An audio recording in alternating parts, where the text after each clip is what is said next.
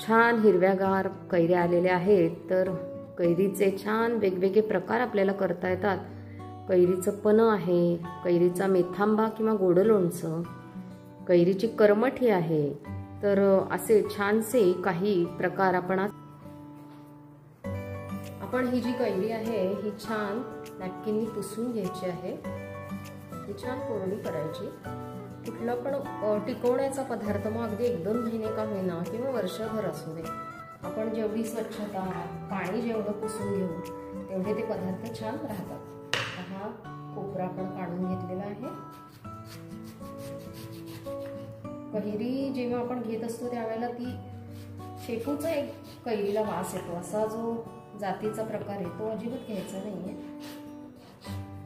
आपल्याला जेवढं छान सुबक कापता येईल तसं कापून घ्यायचं, म्हणजे लोणचंही दिसायला छान दिसतं। शक्यतो प्रयत्न असावा की एकसारखे तुकडे असावे। ज्यांना वेळीवर जमते त्यांनी वेळीवर कापून घ्या।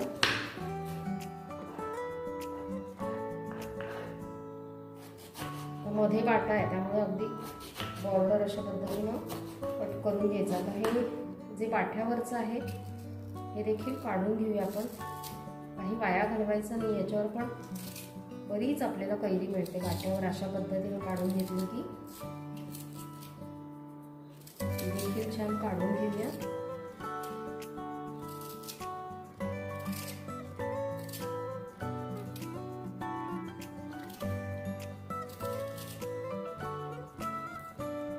आता याचे देखील आपण तुकडे करून घेऊया। जे तुकडे आपण काढलेले आहेत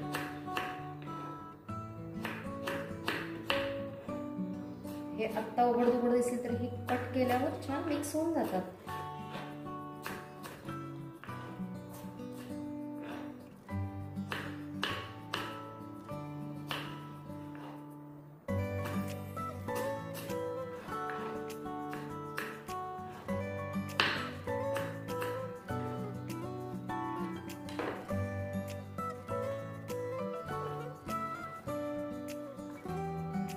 अशा पद्धतीने आपण ही या ज्या उर्वरित कैऱ्या आहेत या सगळ्या छान पुसून चिरून घेऊया।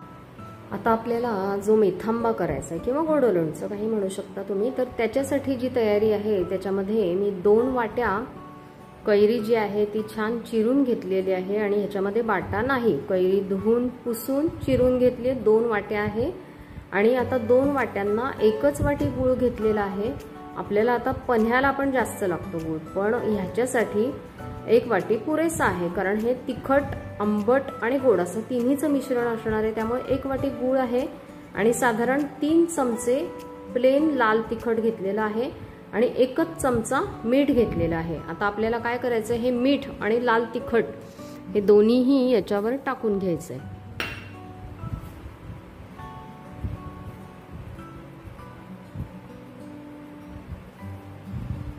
आणि आता आपल्याला फोडणी करायची, तर फोडणीकडे वळूया। ही जी कैरी आहे याच्यावर आपण मीठ आणि लाल तिखट टाकलं होतं, तर त्यावर ना हळदही टाकून घ्यायची आहे। मग अशी माझी राहिली हळद, तर मी साधारण अर्धा चमचा हळद टाकलेली। आता आपली ही जी मोहरी आहे ही 4 दाणे टाकले ते तडतडायला लागले, म्हणून मी आता ही व्यवस्थित मोहरी टाकून घेते। साधारण अर्धा चमचा मोहरी टाकलेली आहे आणि ती छान तडतडली की आपल्याला काय करायचंय, मेथी टाकायची। आता मेथी जी आहे ती हा एवढा चमचा मी टाकलेली आहे आणि गॅस बारीक केलाय। आणि हिंगही छान टाकायचा आहे, हा अर्धा चमचा हिंग टाकलेला आहे। आता हे सगळं छान तडतडलेलं आहे। मी कैरी नाही टाकत, मी काय करते ह्याच्यावर गूळ टाकते। आता मोहरी छान तडतडली, मेथीही छान झाली। आता आपल्याला गॅस बारीकच ठेवायचा आहे। गूळ टाकून घेतलेला आहे आणि आता आपण गूळ छान ढवळून घेऊया, परतून घेऊया। आणि हा जो गूळ आहे हा आपल्याला काय करायचा आहे, थोडासा पातळ होईस्तोपर्यंत परतायचा आहे। गॅस मोठा नाहीये, बारीक आहे, त्यामुळे काय होईल, हा करपणार नाहीये, हा फक्त मऊ होणार आहे। तर हा आपण आता छान मऊ करून घेऊया।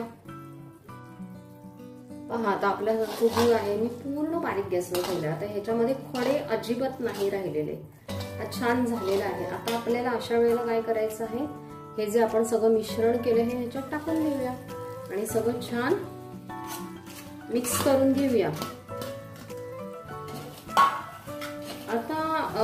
महत्त्वाची गोष्ट अशी आहे की हे आपण ज्या वेळेला मिक्स करतो त्यानंतर हे किती वेळ ठेवायचं हा जो प्रश्न आहे, याच्यामध्ये असं आहे की ही जी कैरी आहे ना, ही जेव्हा गरम व्हायला लागते ना त्यावेळेला ती पाणी सोडायला लागते.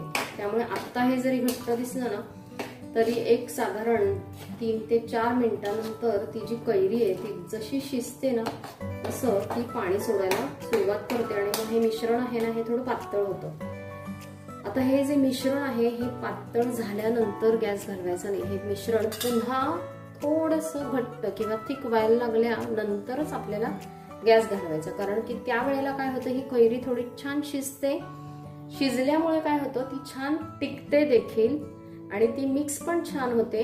आणि इतकी पण शिजवायची नाही की ती फुटून जाईल. साधारण घट्टपणा यायला लागला की मग आपल्याला गॅस घालून टाकायचा आहे.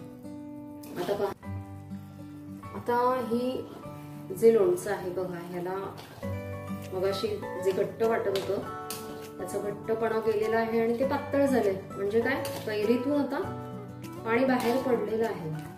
तर आता ही जी स्टेज आहे ह्याला आपण गॅस घालवायचा नाही. हा पातळपणा किती, हा जो पातळपणा आहे ना या स्टेजला गॅस अजिबात घालवायचा नाहीये, चालूच ठेवायचा आहे. कैरी पण आपली छान शिजू द्यायची आणि थोडासा घट्टपणा आला की मगच गॅस घालवायचा आहे. तुमच्या आवडीवर तिखट किती घालायचं तर त्यानुसार तुम्ही हे करू शकता. आता हे पुन्हा थोडंसं होऊ द्यायचं. जेव्हा थोडं घट्ट झालं की त्यावेळेला गॅस घालवायचा आहे. तोपर्यंत वाट बघूया. आता आपण पाहूया यातला जो घट्टपणा आहे तो कितपत येतो. तो मगाशी खूप पातळ होता, तर त्याची जी धार पडते ती थोडी सावकाश पडायला सुरुवात झाली. आणि ही जी कैरी आहे ही तुम्ही बघू शकता, ही देखील शिजल्याची म्हणजे ती शिजली असं जाणवायला लागलेलं आहे. आता आपण हे जे आहे हे सगळं बघून घ्यायचं आणि मग त्यानंतरच गॅस घालवून टाकायचा. आता मी 1-2 मिनिटच मोठा करते, यातलं जे पाणी आहे ते पूर्ण निघण्यासाठी. अगदी फार घट्ट नाही करायचंय, अगदी एकच स्टेज फक्त राहिली त्याची. आणि आता ही कैरी बघा छान शिजल्याची दिसते आहे. ही शिजणं देखील महत्वाचं आहे, त्यामुळे लोणचं खूप छान टिकतं. आता 1-2 मिनिटं हे मी मोठं करून घेतलेलं आहे गॅस. आणि आता आपण काय करूया, कैरी ही छान शिजलेली आहे, त्याला थोडासा घट्टपणा देखील आलेला आहे. आता अशा स्टेजला गॅस घालवून टाकूया आणि ह्याला पूर्ण थंड होऊ द्यायचं आहे. जेव्हा हे पूर्ण अगदी थंड होईल, साधारण 2 ते 3 तास याला लागू शकतात, हे झाकून ठेवून द्यायचं आणि पूर्ण थंड झाल्यानंतरच ते एखाद्या बरणीमध्ये भरून ठेवायचं. आणि मी शक्यतो हे फ्रीजमध्येच ठेवते, म्हणजे ह्याला बुरशी येणं वगैरे प्रकार होत नाहीत आणि अगदी छान टिकतं. कधी कधी 2 ते 3 महिने देखील छान राहतं. वापरून संपलं तर संपून जातं, पण नाही संपलं तर ते छान टिकून राहतं. लोणचं जे आहे ते दोन्ही आपले तयार करून झालेले आहेत. आता हे थंड देखील झालेले आहे. आता ह्याचा जो घट्टपणा तुम्ही बघू शकता की छान घट्ट झाले, म्हणजे अति घट्ट पण नाही आणि अति पातळ पण नाही. ह्यातली कैरी पण छान मुरली आणि शिजली पण छान आहे. आता ती मी हे सगळं जे लोणचं आहे ते छान बरणीमध्ये भरून घेतलेलं आहे. तुम्ही पाहू शकता मी हे काचेच्या बरणीत भरलेलं आहे. जर तुमच्याकडे काचेची बरणी असेल तर जरूर काचेचीच बरणीत भरा. पण हे लोणचं बरणीमध्ये भरून ठेवायचं आणि हे मी फ्रीजलाच ठेवते, म्हणजे खराब होण्याची भीती अजिबातच राहत नाही. 3-4 महिने अगदी छान टिकू शकतं हे. तर असं तुम्ही देखील लोणचं हे करून पहा, खाऊन पहा, चाखून पहा. तर पुन्हा एकदा नवीन व्हिडिओमध्ये भेटूया. तोपर्यंत धन्यवाद.